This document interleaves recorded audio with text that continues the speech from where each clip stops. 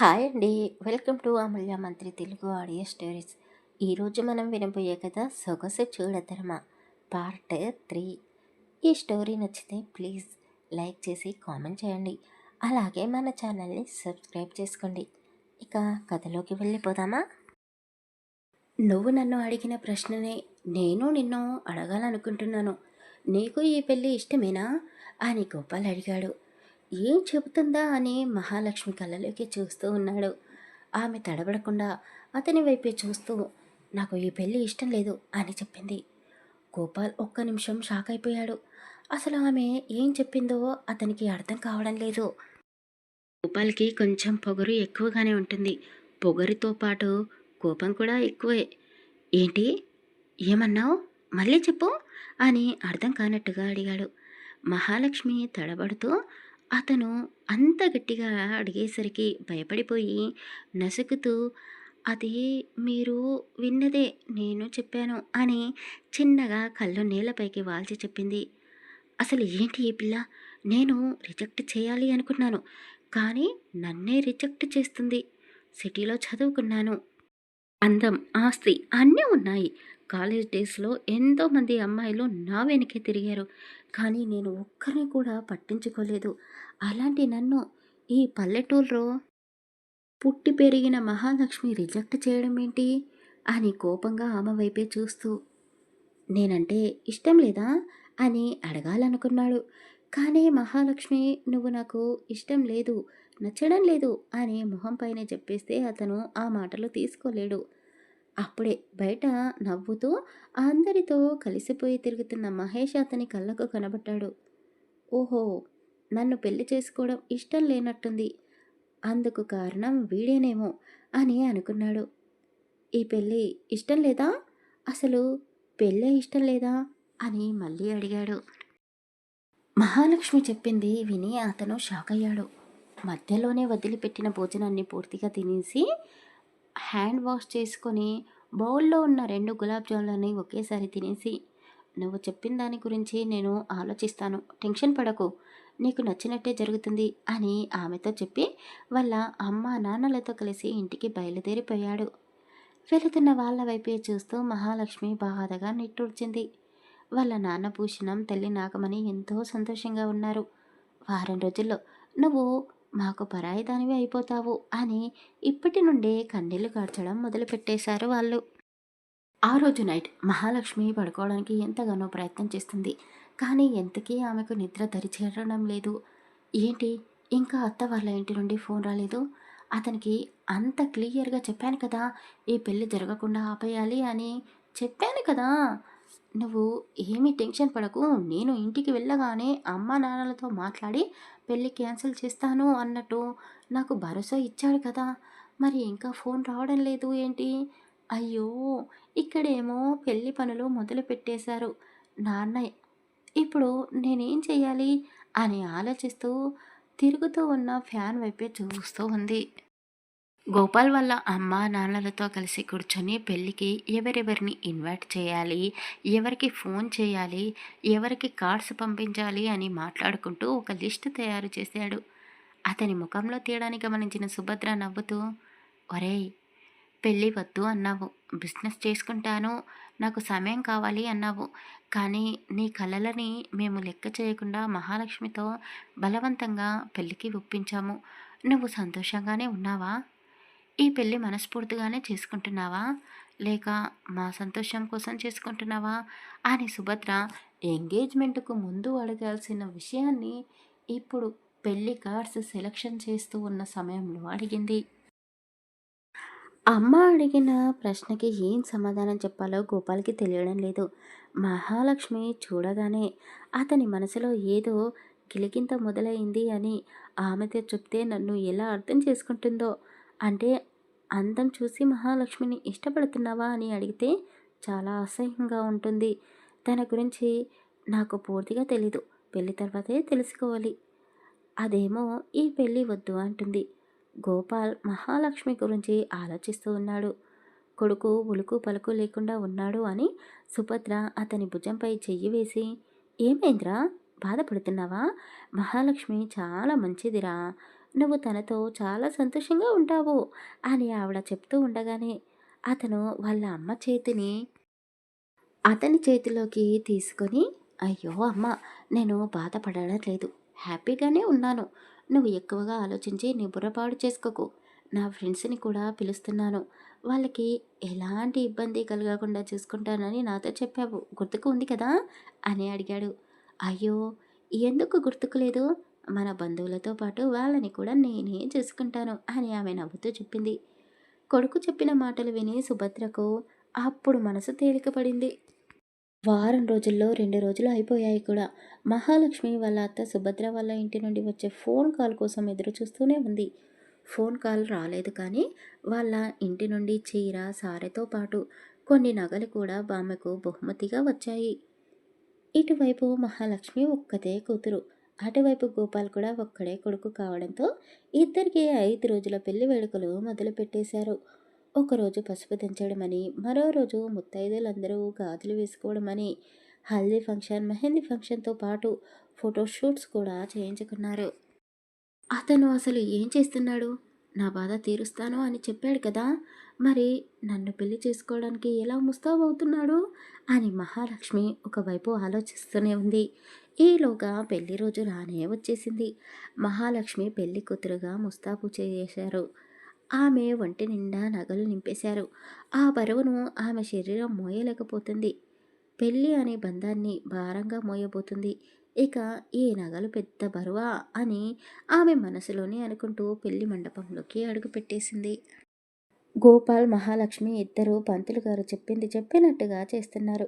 వారి మధ్య ఉన్న తెరచారను అడ్డుతీయగానే ఒకరిని ఒకరు చేసుకున్నారు. ఆమె రూపం అతనికి గర్వాన్ని తెచ్చిపెట్టింది. దేవకన్యలు ఎలా ఉంటారో చూడలేదు కానీ నా దేవకన్య ఎవరికీ సాటి కాదు అని అతని అదృష్టాన్ని అతనే మెచ్చుకుంటూ అతని ఛాతిని ఇంకాస్త వెడల్పుగా చేసుకొని విజయ గర్వాన్ని కళ్ళల్లో చూపిస్తున్నాడు. మహాలక్ష్మి కళ్ళల్లో కోపం, భయం కలిసిపోయి ఉన్నాయి. ఏంటి ఇలా చేసావు అని అతన్ని ప్రశ్నిస్తున్నాయి. కానీ అతను ఆమెను పట్టించుకోవడం లేదు. ఆమె మెడలో 3 ముళ్ళు వేసేటప్పుడు అతని చేతులు వణుకుతున్నాయి. నీకు ఏమని మాటివ్వాలో నాకు తెలియడం లేదు. కానీ నిన్ను ఎప్పుడూ బాధ పెట్టను. నా మనసు దోచిన చెలివి నువ్వు. నిన్ను నేను వదులుకోలేను. అందుకే పెళ్లి చేసుకుంటున్నాను అని అతనికి అతనే మాట ఇచ్చుకొని సంతోషంగా ఆమె మెడలో తాళి కట్టాడు. పెళ్లి తంతు అంతా అయిపోయిన తర్వాత నెక్స్ట్ అప్పగింతలు. ఆ అప్పగింతల సమయంలో మహాలక్ష్మి అమ్మని, నాన్నని, వరుసైన పిన్ని, బాబాయ్, పెద్దనాన్న, అత్త, మామ అంటూ అందరిని పట్టుకొని ఏడ్చేసింది. ఆమె ఏడుస్తూ ఉంటే గోపాల్‌కి బాధగానే ఉంది. కానీ గంట నుండి ఏడుస్తుంది. అసలు ఏంటి ఈ ఆడవాళ్ళకి ఇన్ని కన్నీళ్ళు ఎలా వస్తున్నాయి? మహాలక్ష్మి అంటే పెళ్లి చేసుకుంది. కొత్తగా కాపురానికి వస్తుంది కాబట్టి ఏడవడంలో న్యాయముంది. కానీ మా అమ్మ ఎందుకు ఏడుస్తుంది? మా అమ్మనే కాదు ఇక్కడ ఉన్న ఆడవాళ్ళందరికీ ఇన్ని కన్నీళ్ళు ఎలా వస్తున్నాయో అని అతను ఆ కన్నీళ్ళ గురించి మాత్రమే ఆలోచించగలిగాడు. కానీ పెళ్లి అనే బంధంతో పుట్టింటికి దూరం అవుతున్న ఒక అమ్మాయి మనసు ఎలా ఉంటుందో అతను అర్థం చేసుకోలేకపోయాడు. అందరికీ వీడ్కోలు చెప్పి కొత్త జీవితాన్ని మొదలుపెట్టడానికి గోపాల్తో కలిసి మహాలక్ష్మి అత్తారింటికి బయలుదేరిపోయింది. ఏడ్చి ఏడ్చి అలసిపోయిన మహాలక్ష్మి గోపాల్ భుజంపై తలపెట్టి పడుకుంది. ఆమె అతనికి అంత దగ్గరగా ఉండడంతో అతనికి చాలా సంతోషంగా అనిపించింది. ఆమె నిద్రని డిస్టర్బ్ చేస్తున్న ఆమె కేశాలని చెవి వెనకాలకి అంటూ బొటనవేలితో ఆమె పెదాలని తాకాడు. ఒరేయ్ బావా, మన గ్యాంగ్‌లో నువ్వే లక్కీ బాయ్‌రా. మా సిస్టర్ చాలా అందంగా ఉంది అని పెళ్ళికి వచ్చిన అతని ఫ్రెండ్స్ మహాలక్ష్మిని ఎంతగానో పొగిడేస్తూ అన్నారు. ఫ్రెండ్స్ చెప్పిన మాటలను గుర్తు చేసుకున్నాడు. నిజంగానే నేను అదృష్టవంతుడిని అని తనలో తానే నవ్వుకుంటూ ఉన్నాడు. గోపాల్‌కి వరసైన అక్కా చెల్లెళ్ళు కొత్త జంటని గుమ్మం దగ్గర నిలబెట్టి వాళ్ళని ఆట పట్టిస్తూ పేర్లు చెప్పి అడుగు ముందుకు వేయండి అని వాళ్ళని గుమ్మం వద్దనే ఆపేశారు. గోపాల్ అతని పెళ్లి వేడుకని ప్రతి ఒక్క మూమెంట్‌ని ఎంజాయ్ చేస్తూనే ఉన్నాడు. కానీ మహాలక్ష్మి కళ్ళల్లో ఏదో భయం, తెలియని అలజడి. ఆమెని కుదురుగా ఉండనివ్వడం లేదు. నేను నా భార్య మహాలక్ష్మి వచ్చాము అని గోపాల్ నవ్వుతూనే చెప్పాడు. నేను మా వారు బావతో కలిసి వచ్చాను. అని మహాలక్ష్మి వణుకుతున్న గొంతుతో చెప్పింది. వామ్మో! ఇదేదో తెలియని ఇంటికి కొత్త కోడలుగా అడుగు పెడుతున్నట్టు అలా భయపడుతున్నావేంటి? ఇది నీ మేనత్త ఇల్లే. ఇక్కడ నీకు ఎలాంటి ఇబ్బంది ఉండదు.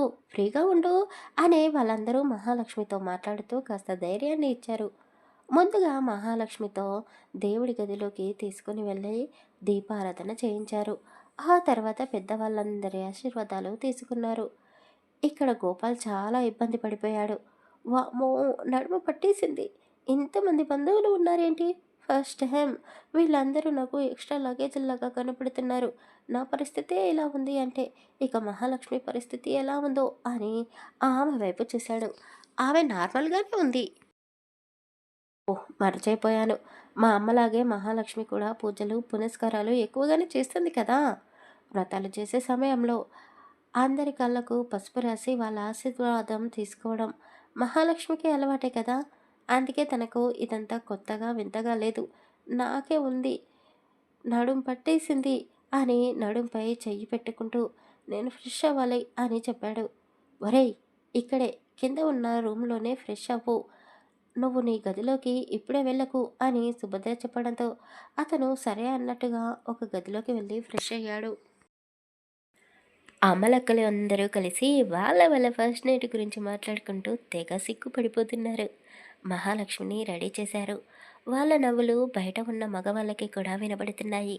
వాళ్ళు కూడా కాస్త మొహమాట పడుతూనే ఒకరితో ఒకరు మాట్లాడుకోవడానికి ఇబ్బంది పడిపోతూ వాళ్ళ పెళ్లి రోజుని గుర్తు చేసుకుంటున్నారు. గోపాల్ అంతా గమనిస్తూనే ఉన్నాడు. అతనికి కూడా కొత్తగానే ఉంది. అతనికి తెలుసు ఈరోజు వాళ్ళ ఫస్ట్ నైట్ అని. కానీ ఆ అమ్మగారు నాకు పర్మిషన్ ఇస్తారా ఇవ్వరో అని ఒకవైపు టెన్షన్గా కూడా ఉంది అతనికి. గోపాలకృష్ణ గది పై ఫ్లోర్‌లో ఉంటుంది. చాలా పెద్ద గది అతనిది. ఈవెంట్స్ వాళ్ళు వచ్చి అతని రూమ్‌ని పూలవనంలా మార్చేశారు. గోపాలకృష్ణ, మేము చెప్పామని పెళ్లి చేసుకున్నావు. కానీ నువ్వు భర్తలా నీ భార్యని అర్థం చేసుకుంటే నీ జీవితం ఎప్పుడూ సంతోషంగానే ఉంటుంది. అందరినీ వదులుకొని మన కోసం వచ్చేస్తారు ఈ ఆడవాళ్ళు. మన ఇంటి కోసం, మన కోసం మాత్రమే బతికిస్తారు. అలాంటి వాళ్లకు మనం ఏమి ఇవ్వగలం? ప్రేమని తప్ప. నువ్వు మహాలక్ష్మిని ప్రేమగా దగ్గరికి తీసుకో. ఆమె నీకు రెట్టింపు ప్రేమను పంచుతుంది. నేను ఏం చెప్తున్నానో అర్థమవుతుందా అని తండ్రి రఘునాథ్ గారు చెప్పడంతో చిన్న పిల్లవాడిలా సైలెంట్గా వింటూ కొట్టాడు. సుభద్రమ్మ పాల గ్లాస్ కోడలి చేతికి ఇచ్చింది. మహా, నువ్వు నా అన్న కూతురివి, మేనకోడలివి, ఇప్పుడు ఈ ఇంటి కోడలివి. నా కొడుకుని నీ చేతిలో పెట్టాను. వాడిని ప్రేమగా లాలిస్తూ జీవితాంతం తోడుగా ఉంటావు కదూ. మీ ఇద్దరు సంతోషంగా ఉండడమే మాకు కావాలి. ఈ రోజుతో మీ ఇద్దరి జీవితాలే మారిపోతాయి. ఇద్దరు ఒకే శరీరం, ఒకే ఆత్మ అన్నట్టుగా ఉండాలి. చిన్న చిన్న తగాదాలు వచ్చినా అవి మీ గది వరకే పరిమితమై ఉండాలి అని ఆవిడ కోడలికి చిన్న చిన్న సలహాలు, సూచనలు చెప్పి కొడుకు గదిలోకి పంపించింది. గదిలోకి వచ్చిన మహాలక్ష్మిని గోపాలకృష్ణ దగ్గరికి తీసుకుంటాడా? అతని ప్రేమతో ఆమెని దక్కించుకోగలడా? అసలు మహాలక్ష్మి అతనికి చేరువ కాగలదా? ఇద్దరు ఒకరి మనసు ఒకరు తెలుసుకోగలరా? అసలు ఏం జరగబోతుంది? తర్వాయి భాగంలో తెలుసుకుందాం. కథ నచ్చితే లైక్ చేసి కామెంట్ చేయండి. అలాగే మన ఛానల్ని సబ్స్క్రైబ్ చేసుకోండి. Thank you for listening.